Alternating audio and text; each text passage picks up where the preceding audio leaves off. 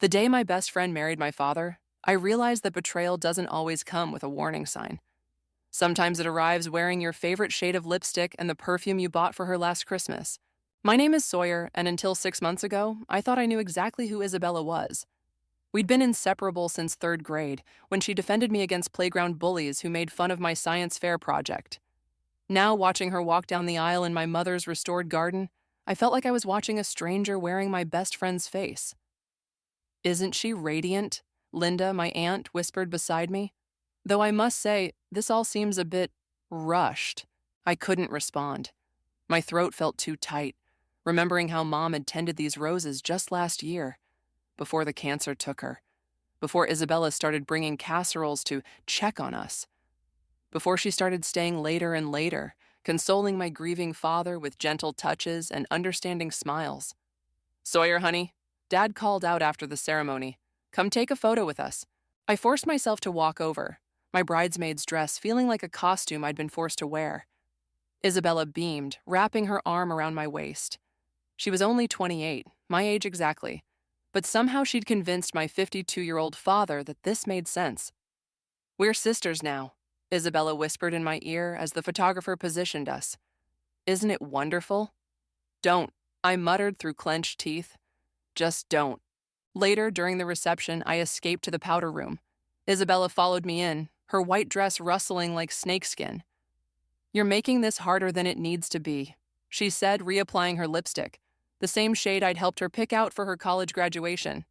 "Your father deserves happiness." I spun to face her. "He deserves better than you manipulating him when he's vulnerable.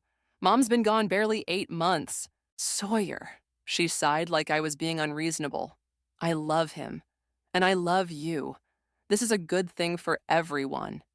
"You were my best friend," I said, my voice cracking. "How could you do this?"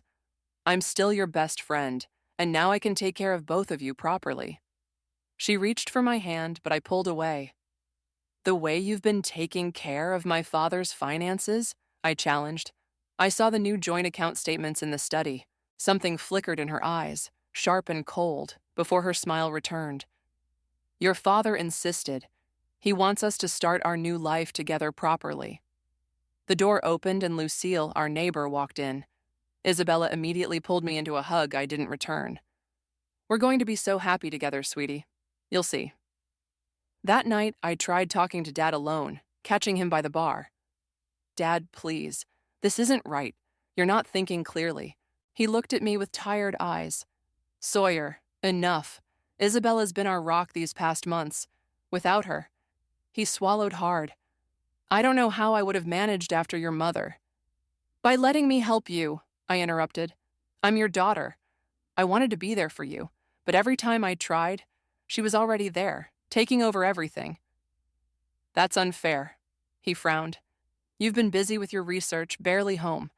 Isabella made time for me. She understands what I need." "What you need is time to grieve properly, not to jump into marriage with someone half your age." "I've made my decision," he said firmly.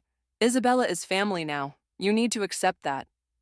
I watched him walk away, back to where Isabella waited with her perfect smile and her calculating eyes. Arthur, my colleague who'd come as my +1, appeared at my side with a fresh drink. "Want to get out of here?"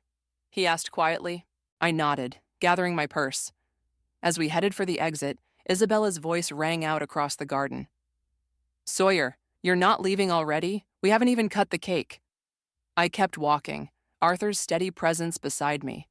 Behind us, I heard my father call my name, disappointment evident in his voice. But I couldn't stay and watch this travesty continue. In Arthur's car, I finally let the tears fall. "She was my best friend," I whispered. "We had sleepovers in high school. We planned our futures together. She helped me apply for medical research grants. She held my hand at Mom's funeral." "What are you going to do?" Arthur asked, starting the engine. I wiped my eyes, anger replacing grief. "I'm going to focus on my research. The organ regeneration project needs my full attention anyway." I took a deep breath. "And I'm going to figure out exactly what Isabella's game is. Because this isn't about love. This is about something else. And when I find out what it is, I'll make sure my father sees exactly who he just married." Arthur glanced at me as we pulled away from my childhood home. "Just be careful," Sometimes revenge can hurt the person seeking it more than their target. I watched the garden lights fade in the side mirror, my mother's roses disappearing into the darkness. This isn't about revenge, I said quietly. This is about protecting what's left of my family. 3 weeks after the wedding, I finally agreed to come to Sunday dinner. Arthur had convinced me that completely cutting ties would only give Isabella more control over my father. So here I was, standing on my own front porch, feeling like a stranger. Isabella opened the door wearing my mother's apron. "Sawyer, we've missed you so much." She pulled me into a hug I didn't return. "I'm making your favorite, Mom's lasagna recipe." My stomach turned.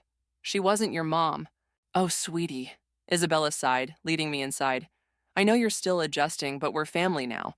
I found her recipe box in the kitchen and—" "You went through her things?" I stopped in the hallway, my hands shaking. "Of course. I'm the lady of the house now. I needed to organize everything properly." She gestured around the living room, where all of Mom's carefully curated decorations had been replaced with modern, sterile pieces. Dad appeared from his study, looking oddly uncertain in his own home. "Princess, you came." He hugged me, and I noticed he'd lost weight. "Isabella's been worried sick about you." "Has she?" I muttered, following them to the dining room.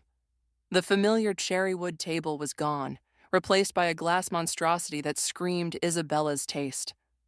"What happened to Mom's table?" I asked, my voice tight. "Oh, that old thing?" Isabella waved dismissively. "It didn't match our new aesthetic. I had it moved to storage." "That table was an heirloom." I turned to Dad. "Grandpa made it." "Now, Sawyer," he started, but Isabella touched his arm. "Darling, remember what Dr. Phillips said about avoiding stress?" She guided him to his seat. "Let's just enjoy our family dinner." "Dr. Phillips?" I asked. "What doctor?" "Nothing to worry about," Isabella cut in smoothly. "Just a checkup." Throughout dinner, I watched Isabella orchestrate every conversation, every movement. She controlled when Dad could speak, what he could eat, even how much wine he could drink. "More salad, darling?" she asked, already serving him more. Dr. Phillips emphasized the importance of greens. "I can serve myself," Dad protested mildly. "Nonsense, you work so hard. Let me take care of you." She turned to me. "How's your little lab project going, sweetie?" "It's not a little project. We're developing breakthrough technology in organ regeneration." "Oh, that's nice." She smiled condescendingly. "But shouldn't you be thinking about settling down? Starting a family? You're not getting any younger." "I'm 28. "Exactly. I was lucky to find your father when I did." She patted his hand. "Though, of course, we've known each other for years, haven't we, darling?" Dad nodded, looking tired. "Yes, dear." "Speaking of the house," Isabella continued, "I've been thinking of remodeling your old room, Sawyer. It would make such a lovely nursery." I dropped my fork. "Excuse me?" "Well, you're hardly using it anymore, and your father and I have been discussing starting a family." The room spun. I looked at Dad, who wouldn't meet my eyes. "You can't be serious," I whispered. "Dad, you're 52. "Age is just a number," Isabella chirped, "and we want to give you a little brother or sister." I stood up so fast my chair toppled backward. "This is insane. Dad, can't you see what she's doing?"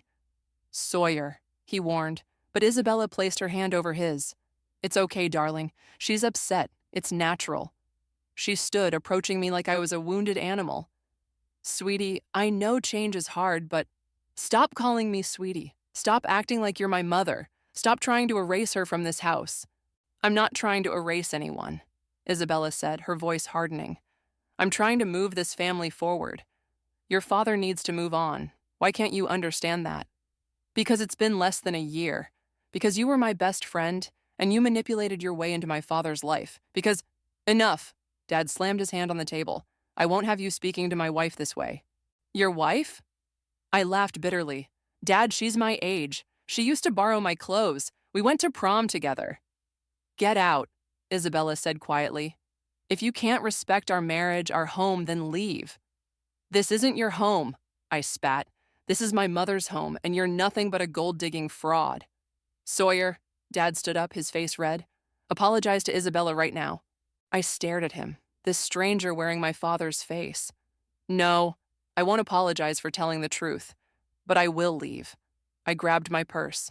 When you finally see what she really is, Dad, I hope it's not too late. Don't you dare walk out that door, Isabella called after me. If you leave now, don't expect to be welcome back. I paused at the door, turning to face them one last time. You know what's funny, Isabella? You used to tell me that your biggest fear was turning into your mother, marrying for money, manipulating people. Guess some fears come true after all. I left before either of them could respond, but through the window I saw Isabella comfort my father as he sank back into his chair. She looked up, meeting my eyes through the glass, and for a moment her mask slipped. The cold calculation in her gaze told me everything I needed to know. This wasn't over, not by a long shot.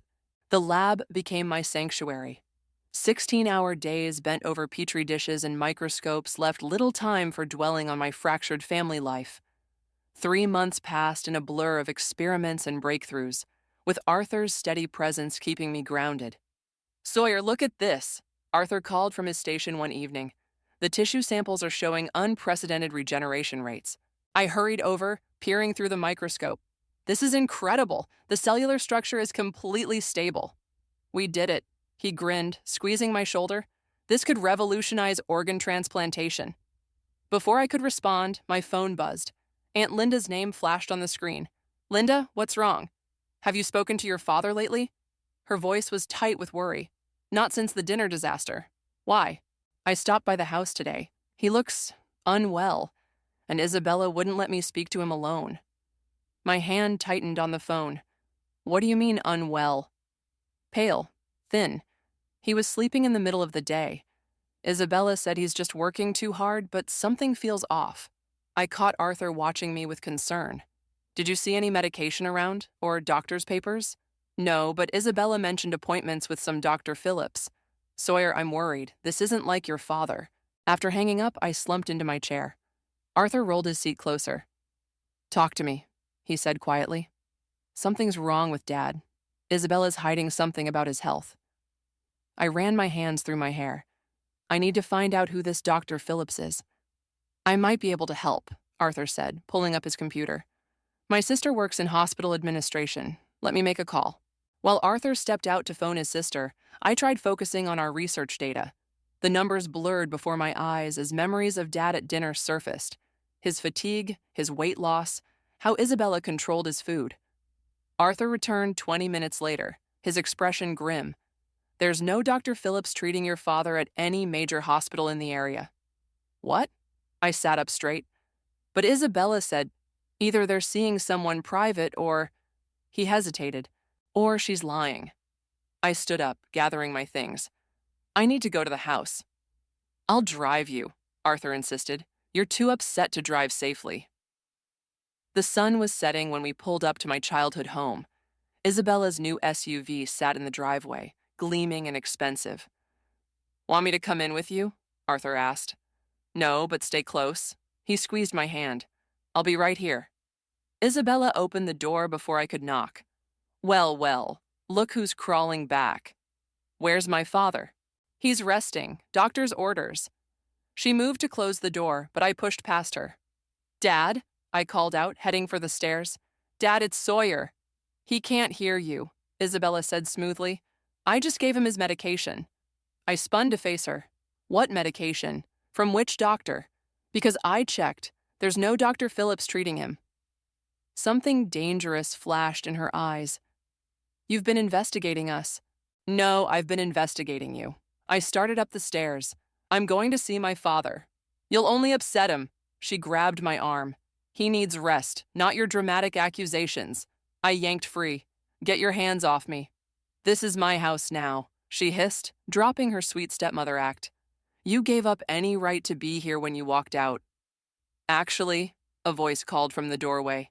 This house is still in my name. We both turned to see Dad standing at the top of the stairs, looking pale but alert. Darling, Isabella's voice switched back to sugary sweet. You should be in bed. Let me help you. No. He held up his hand. I heard everything, and I think it's time we all had an honest conversation. Isabella's face hardened. There's nothing to discuss. Your daughter is trying to cause trouble. Where are my test results, Isabella? Dad's voice was quiet but firm. The ones from Dr. Phillips? She faltered for a moment. They're. I have them in my office. No, you don't. Because I called every Dr. Phillips in the state today. None of them have ever treated me. I reached the top of the stairs, standing beside my father. He was trembling slightly. Dad, I said softly, when was the last time you saw a real doctor? I don't know. He looked confused. Isabella said she was handling everything. And I am, she insisted. You're just confused from the medication. What medication? I demanded. What are you giving him? Isabella's composure cracked.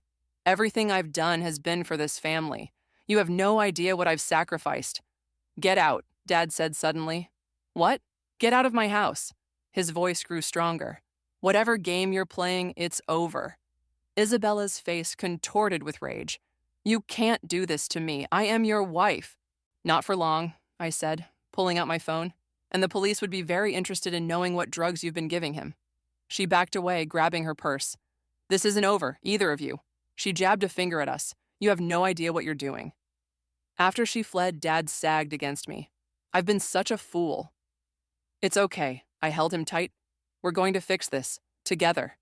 But as Arthur helped me get Dad to the car for a trip to the emergency room, I couldn't shake the feeling that Isabella's threats weren't empty. This was just the beginning. The emergency room's fluorescent lights cast harsh shadows across Dad's face as we waited for the test results. Arthur had gone for coffee, leaving me alone with my thoughts and the steady beep of monitoring machines. Ms. Miller? A doctor appeared, clutching a tablet. Could you step outside for a moment? In the hallway, she introduced herself as Dr. Martinez. Her expression made my stomach drop. Your father's blood work shows concerning levels of several medications, she said, swiping through charts. Primarily sleeping pills and anti-anxiety medications, in doses that could be dangerous when combined. Isabella, I whispered. She was drugging him. We've notified the police, Dr. Martinez continued, but that's not my primary concern right now. She hesitated. The test revealed something else. Your father's kidneys are failing. The world tilted sideways. What? Both kidneys show significant damage. Has he complained of fatigue? Changes in urination patterns? He's been sleeping a lot. Isabella said it was stress. He needs immediate treatment, and eventually he'll need a transplant. I steadied myself against the wall. How long? Without a transplant? 6 months, maybe less. Arthur appeared with coffee, taking one look at my face before wrapping an arm around me. What's wrong? Before I could answer, commotion erupted down the hall. Isabella's voice carried over the hospital noise. That's my husband. You can't keep me from him. I have rights. 2 security guards blocked her path as she tried to push through. Dr. Martinez excused herself to deal with the situation. You, Isabella spotted me. What lies have you been telling them? I was taking care of him. By poisoning him? I stepped forward, Arthur's hand on my shoulder holding me back. He's dying because of you. Isabella's face went white. What? His kidneys are failing. He needs a transplant. My voice broke. What were you giving him? I didn't. For once, she seemed genuinely shocked. The pills were just to help him sleep, to keep him calm. Ma'am, a police officer approached. We need you to come with us. Isabella's shock transformed into calculated fury. This isn't over, Sawyer. I'm still his wife. I have power of attorney. You can't shut me out. As they led her away, Arthur squeezed my shoulder. Let's check on your dad. Inside the room, Dad looked small against the white sheets. Was that Isabella? Don't worry about her. I sat beside him. The police are handling it. Sawyer, he reached for my hand. The doctor told me about my kidneys. We'll figure it out, I promised. I'll get tested to be a donor, and if I'm not a match, we'll find one. No, he said firmly. I won't risk your health. I've already let you down so badly. Dad, stop. I let that woman come between us. I let her manipulate me, drug me. I chose her over my own daughter. You were grieving, I whispered. She took advantage of that. A nurse entered with medication, interrupting our conversation. As she checked Dad's vitals, my phone buzzed with a text from Aunt Linda. Isabella's lawyer called. She's fighting the power of attorney. Arthur read the message over my shoulder. You need a lawyer. I need to focus on Dad's health first. I looked up at him. The organ regeneration research. Could it help? It's experimental, Sawyer. Months away from human trials. But it's working in the lab, right? I pressed. The tissue regeneration is stable? Yes, but then we accelerate the trials. We have 6 months. We can do this. Dad coughed weakly. What are you two talking about? Before I could answer, Dr. Martinez returned. Mr. Miller, we need to discuss treatment options. Dialysis needs to begin immediately.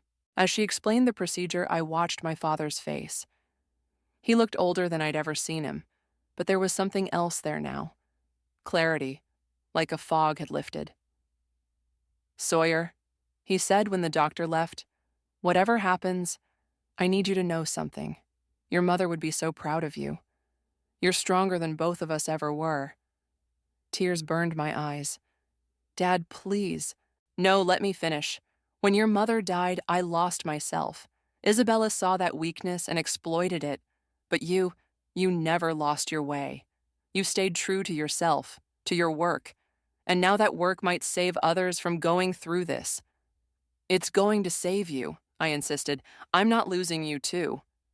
A commotion outside drew our attention. Isabella's voice again, arguing with hospital security. I'll handle this, Arthur said, heading for the door. Dad grabbed my hand. Whatever happens with Isabella, with my health, promise me you won't let anger consume you. Don't let revenge become more important than your own life. I thought about our research, about Isabella's threats, about the long road ahead. I promise, Dad, but I also promise I'm going to fight. For you, for us, for everything Mom would have wanted.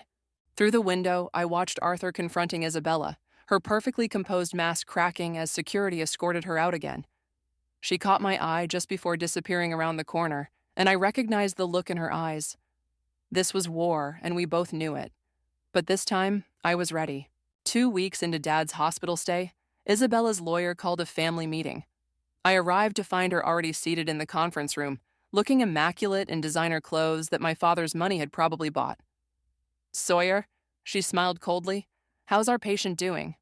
Don't, I warned, taking a seat across from her. Arthur and Aunt Linda flanked me while 2 lawyers arranged papers between us. I'm only asking out of concern, Isabella said. He is my husband, after all. Not for long, Aunt Linda muttered. Isabella's lawyer cleared his throat. Let's begin. Mrs. Miller has expressed serious concerns about the experimental treatment being proposed. It's not experimental, I interrupted. Our lab has successfully regenerated organ tissue in all trials. In rats, Isabella said sweetly, not humans. And as my husband's medical proxy, I cannot approve such risky procedures. You lost any right to make decisions for him when you were arrested for drugging him. Arthur spoke up. Allegedly drugging him, her lawyer corrected. Those charges are still pending. Meanwhile, the marriage is valid and my client has legal authority. I pulled out a folder. Actually, she doesn't. Dad signed new paperwork yesterday. I'm his medical proxy now. Isabella's composure cracked. He what? He was quite clear-headed once all those drugs you gave him wore off. Aunt Linda added. This is ridiculous. Isabella stood up. He's not thinking clearly. I demand to see him. Sit down, her lawyer murmured. We're not finished. Oh, we're just getting started, I said, pulling out more documents. The police found something interesting in your home office. Care to explain these bank transfers? Isabella's face went pale. Those are private. They're evidence, I cut in. Large sums moving from Dad's accounts to offshore holdings, starting the day after Mom died. The police are very interested in the timing.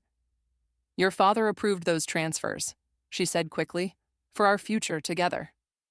Did he approve the transfers from my mother's medical trust? The one specifically set up for her cancer treatment? The room went silent. Even Isabella's lawyer looked uncomfortable. I can explain, she started, but I wasn't finished. You knew about that trust because you were my best friend. You knew exactly how much was in it because you helped me track Mom's medical expenses. And the moment she died, you started draining it. Sawyer, she leaned forward, dropping her voice. Think carefully about what you're doing. I can make things very difficult. More difficult than watching my father die? I stood up, planting my hands on the table. More difficult than discovering my best friend was stealing from my dying mother? Ladies, Isabella's lawyer intervened. Perhaps we should take a break. No, I said firmly. No more breaks. No more games. Here's what's going to happen. You're going to sign these papers revoking all claims to my father's estate. You're going to withdraw your objections to his medical treatment, and you're going to do it now. Or what? Isabella challenged. Or I send these documents to the DA. I'm sure they'd love to add financial fraud to the drugging charges. She looked at her lawyer, who nodded slightly. Her hand shook as she signed the papers. You've changed, she said quietly. The Sawyer I knew would never be so ruthless. The Sawyer you knew died the day you married my father. As we left the conference room, Arthur squeezed my hand. You did it. Not yet, I said, checking my phone. The lab results should be in. We need to head back. At the hospital, Dad was sitting up, looking stronger than he had in days. How did it go? Isabella won't be causing any more problems, Aunt Linda assured him. My phone buzzed, a message from the lab. As I read it, tears filled my eyes. Sawyer? Dad asked worriedly. What's wrong? Nothing's wrong, I whispered. The latest trials. Dad, the tissue regeneration worked perfectly. We can start human trials. But I thought that was months away, Arthur said. It was, but these results... I showed him my phone. We did it. We actually did it. Dad reached for the phone. What does this mean? It means, I sat beside him, that we might not need to wait for a donor. We might be able to regenerate your kidney tissue. Is it safe? Aunt Linda asked. We'll need to run more tests, Arthur explained, but the preliminary results are incredible. What are the risks? Dad asked. I took his hand. There are always risks, but doing nothing is riskier. Will you trust me? He squeezed my fingers. I already do. Later that night, as Arthur and I reviewed the lab data, a text came from an unknown number. You think you've won, but you have no idea what I'm capable of. Watch your back. Arthur saw the message. Should we be worried? I thought about Isabella's threats, about everything she'd already done. No, I said finally. She's desperate now, and we have something she doesn't. What's that? The truth. I turned back to our research. Now let's save my father's life. The lab was eerily quiet at midnight when the alarm went off. I'd been reviewing Dad's latest test results when the security system blared through the building. Arthur, I called out, rushing to our storage unit. He met me there, face grim. Someone's been here, he said, pointing to the broken seal on our research freezer. The backup samples? Gone, I confirmed, staring at the empty rack. All of them, even the successful trials. My phone buzzed with a text. Missing something? Let's talk. Come alone to the coffee shop on 5th, 1 hour. Don't go, Arthur said, reading over my shoulder. We should call the police. And tell them what? That my father's wife stole some petri dishes? I grabbed my coat. We don't have time for police. Dad's next treatment is scheduled for tomorrow. Then I'm coming with you. No, I said firmly. Stay here. Check what else might be missing. And call the security company. We need to see the footage. The coffee shop was deserted except for Isabella, sitting in a corner booth like this was one of our old late-night study sessions. She'd ordered 2 lattes. Just like old times, she smiled, pushing one toward me. Your usual, extra shot, no foam. Where are the samples? Sit down, Sawyer, let's chat. I remained standing. People's lives depend on that research. One life in particular, right? She sipped her coffee. Your father's looking better. The treatments must be working. No thanks to you. That's where you're wrong. She pulled out a folder. I've been doing some digging. Your research grant? It's under review. Seems someone reported some irregularities. My blood ran cold. What did you do? Nothing yet, but one phone call questioning the ethics of rushing human trials. She shrugged. Well, that could shut down your whole project. You'd let Dad die just to get revenge? Of course not. She looked offended. I love your father. This isn't about him. It's about you. You took everything from me. Everything? I laughed bitterly. You stole my father's money, my mother's trust fund, and you think I took something from you? I earned that life. Do you know how hard I worked? Playing the perfect friend, the shoulder to cry on, waiting for the right moment. She caught herself, realizing what she'd admitted. I pulled out my phone, stopping the recording. No, please continue. The police will find this fascinating. Her face hardened. Delete that. Give me back the samples. You bitch, she hissed. You set me up. I learned from the best. I stood up. The samples, now. Fine. She reached into her bag, producing a small cooler. But this isn't over. Actually, it is. Arthur's voice came from behind her. 2 police officers flanked him. We got everything on the security cameras. Breaking and entering, theft of medical research materials. Isabella lunged for the cooler, but I was faster. As the officers handcuffed her, she thrashed and screamed.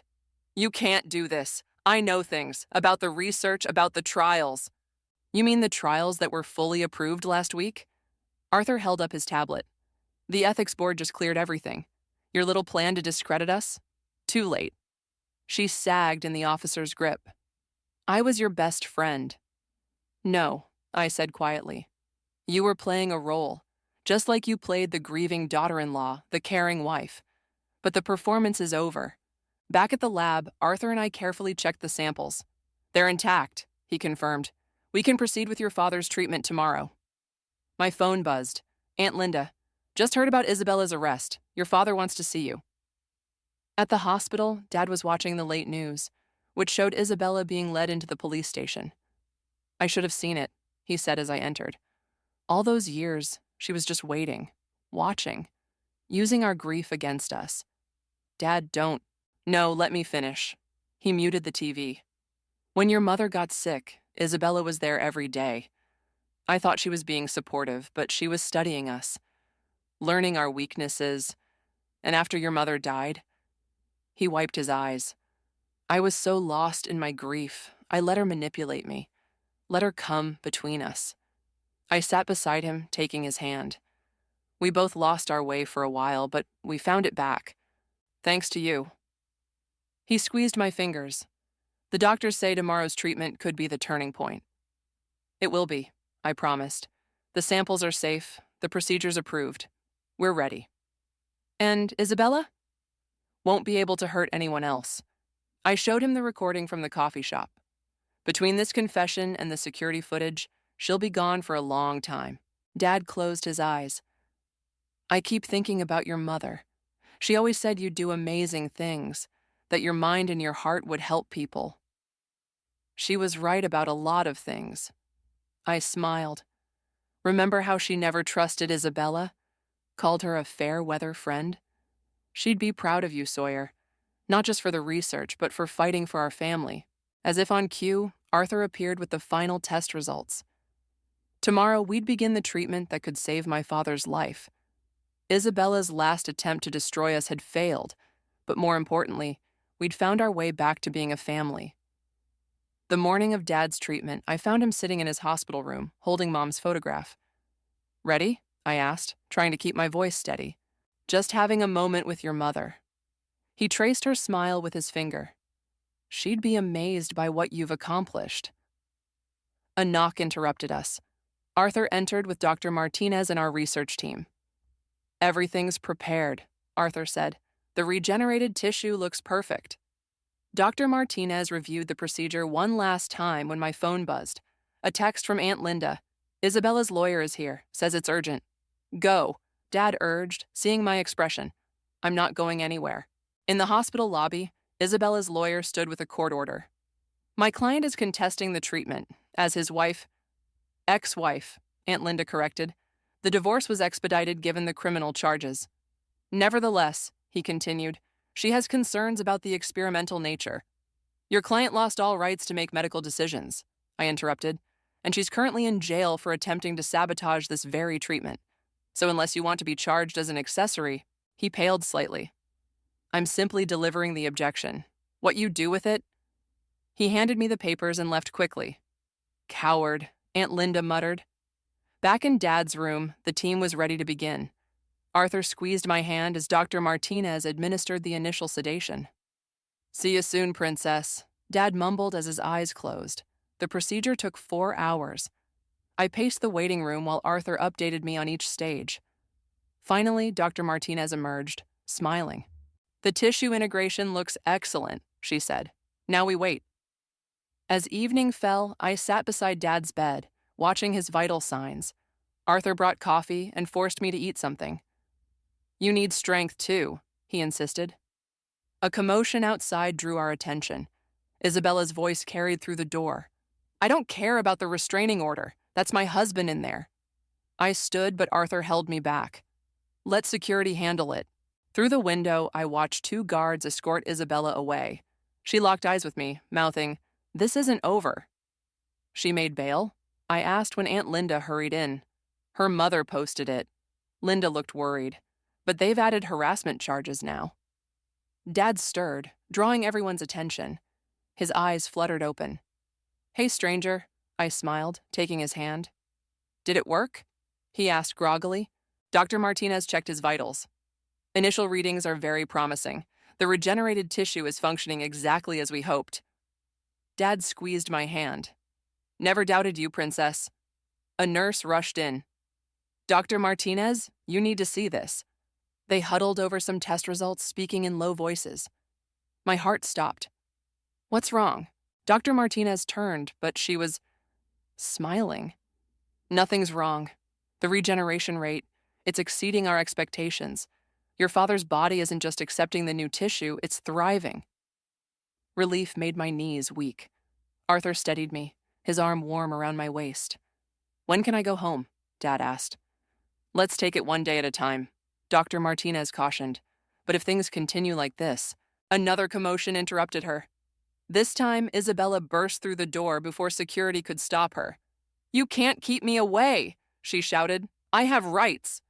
"The only right you have," I stepped forward, "is to remain silent, which I suggest you exercise." "You think you've won?" she laughed hysterically. "I made him happy. I took care of him when you were too busy with your precious research." "You poisoned him," I corrected. "You stole from him, from my mother's trust, and now you're going to jail." "Your mother?" she spat. "She never appreciated what she had. This could have been my life if she hadn't..." "If she hadn't what?"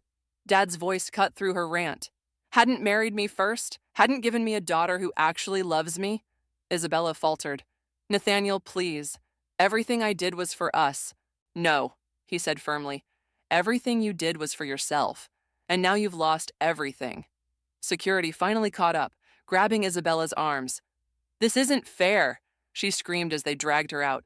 "I deserved this life. I deserved all of it." Her voice faded down the hallway.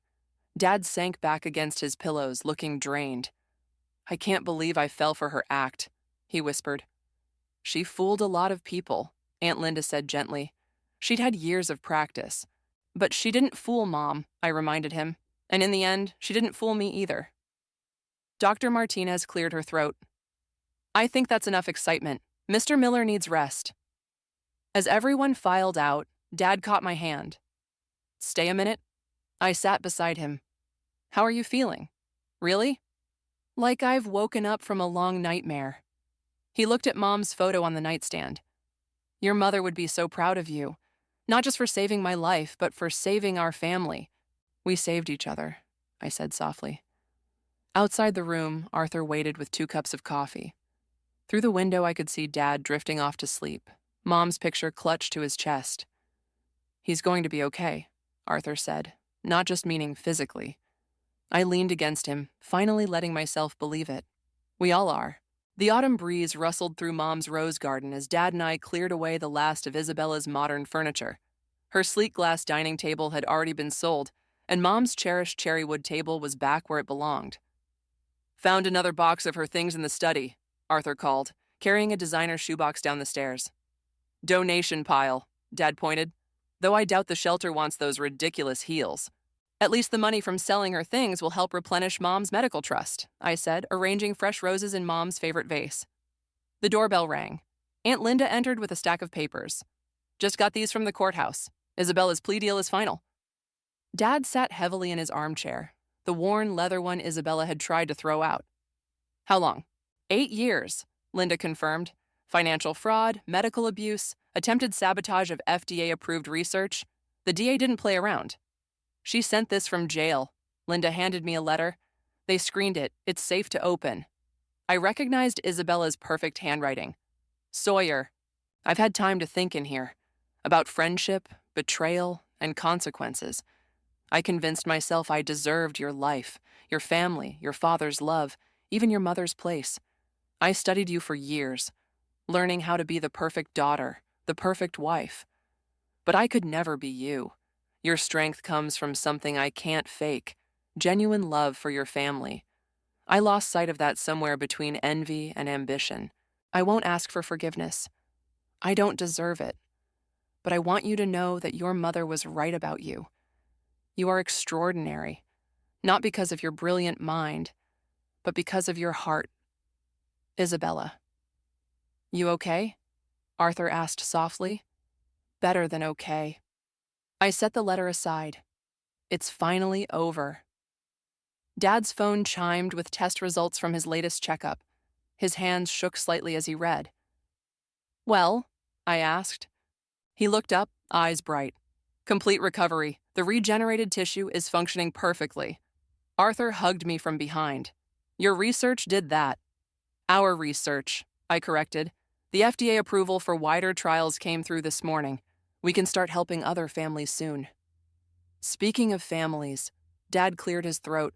Arthur, that ring box in your jacket isn't as well hidden as you think. Arthur froze. I turned to face him. What? This wasn't how I planned this, he stammered, reaching into his pocket. But since your father brought it up. He dropped to one knee, producing a simple diamond ring. Sawyer, watching you fight for your family, never giving up even when everything seemed impossible.